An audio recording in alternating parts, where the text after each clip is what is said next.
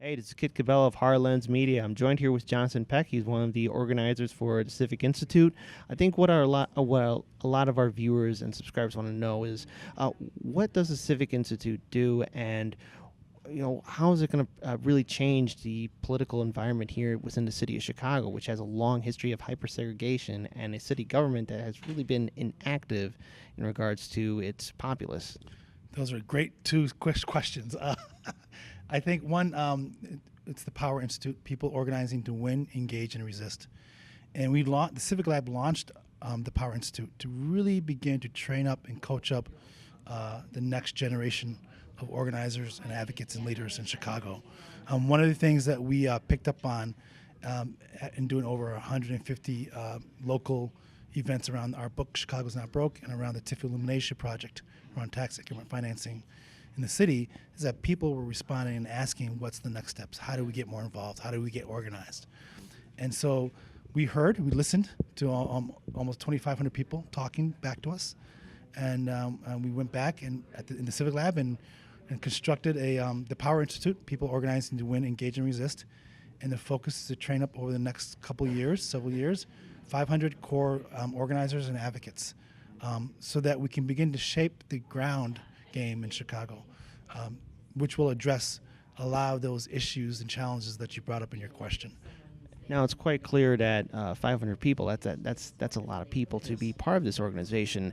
Do many of them come from low-income communities that are right now dealing with the threat of gentrification that's transforming and displacing a lot of the families and groups that lived in those areas? So so we do outreach to about a few thousand folks that came to our events over the last 2 or 3 years, and a good portion of them were done in the South and West Side. And so we will be sort of amping up participation from those neighborhoods. We want to make sure that we have a diverse group of 500 organizers that reflect the 50 wards, the 70 plus neighborhoods. Because what we're realizing is that in order to really take on the issues of segregation, take on the challenging issues of police accountability, city corruption, all those things that we continue to budget and finances and taxes, we really need to have a broad umbrella alliance of individuals and groups across the city who can hammer on the system on multiple issues and come out of a civic framework, a civic notion that we have to get back to basics of organizing. We got to get back, train up the next generation across the wards, make sure that we begin to put more organizers, new leaders into the mix at the neighborhood level. So it has to be across the 70 plus neighborhoods. It's going to have to be 50 wards organizing and 77 neighborhoods organizing. And so we need to train literally individuals from every ward in every neighborhood. And that is the goal of the Civic Lab. It's going to take a while to get there, but we started here. We have multiple wards here. We have at least multiple neighborhoods represented in this first class of individuals being trained to win, engage, and resist. And we're going to launch the next generation of trainings in September, and we're going to continue to scaffold this up until we get to our 500. And those 500 trained organizers will know each other, will be engaging with each other. They'll be in real time. It's election season, so a lot of the people coming here are getting ready to get back into campaigns in the neighborhoods at the aldermanic level, at the county level, and at the mayoral level, and the governor's race. So our job is to be a pipeline for leadership and organizers. And our position is that anyone can do it. We want to reignite the civic imagination. We want to get you the tools that you need to get out there, the baseline tools of how to organize and how to win and how to resist and engage folks. And we want you to take on those burning issues that are coming out of your ward, out of your neighborhood. And that's the goal. And so far, it's looking good. The workshops are highly invested. People are energized. And the next one will be on running a grassroots campaign. And so we're using real-time data, and we're using multiple sources of folks from around the city that are working with us on this. All right, and final question. What do you want to say to people who are perhaps maybe sitting at home and feel like their vote doesn't matter, or if they choose to get involved, it's not going to lead to anything? What do you want to say to those who are just sitting by, standing by, not doing anything? Well, I guess I would say one thing. One, if your vote doesn't matter, how is that working for you now?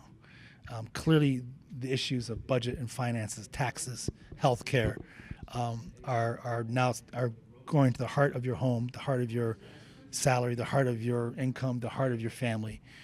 Everybody's got people who are dependent on health care. We're all feeling the pinch in terms of these regressive taxes. So I would ask the question is, how does it feel not voting? And if it hurts, then maybe we need to try something else. And the counter narrative can be, actually my vote can matter, provided that it's backed up with organizing efforts. It's a combination of voting, it's a combination of organizing, it's a blend of mobilizing, getting out. It's a blend. It's getting to know your neighborhoods. Go block by block. Let's organize each block. Let's get back to the fundamentals of organizing and building our neighborhoods, building our relationships with each other as neighbors and as people living in Chicago together. We keep talking about how do we break segregation, how do we do this? Well, you just got to start doing it. Get off the couch, go out, introduce yourself to your neighbors, get to know the young people on your block, get to know the elderly that need help on your block, get to know people who have extra talents, entrepreneurs, and can help out and keeping the block secure and safe and sound. Get to know the organizations in your neighborhood who are helping the homeless, who are helping others that are in need. I think the most important thing is to get up, walk out, and engage with people. And I know when you start doing that, that will feed you. What you put in is what you get out of it. And so if you can start engaging with folks at a block level, at a real granular level, house by house, I think people will begin to feel connected more. I also think the other thing we can do is that organizers and leaders need to do a better job at getting into those homes and households. And so we need to get back to basic fundamentals of organizing. We need to go back to the contact work, the door knocking, walking down the street, meeting the folks, engaging with folks, listening to what the real issues are and where people are at. In terms of the trust, the public trust in terms of government, that's going to only be solved through accountability. And so we have to hold our elected officials accountable. We also have to ignite the imagination of a new generation of folks that want to go into office with progressive politics, with ideas of how to make things better. We want to unleash the potential of folks who have talents and skills and knowledge that could be great political public officials that could actually help change things at the aldermanic level, at the mayoral level, at the county level. So I think it's time for some independence. I think it's time to get back to some roots, basic roots of our country. I think it's time to understand that we need to speak truth to power, and it's a risk to take. It's going to be a long, arduous journey, but I think the reward is a better, brighter future for our children. And right now, we know that the current politicians, the group in City Hall, the mayor's office, the county level, we know that basically they're selling the future of our children down the river. They're putting us into more debt. It's getting more and more expensive to live in the city, and it's intolerable, and we need to change that. This is a city that works for all Chicagoans, and we need to create a narrative of our Chicago. We are Chicago. We are one Chicago, and we need to push back on the tale of two cities and fight like hell to reclaim our city for the people on the ground, and at the very least, for our children and young people coming up. That's a good note to end it on. And I just wanted to say thank you for joining Heartlands Media. And to all our viewers and subscribers, let's all do what we can to build a better future. Peace.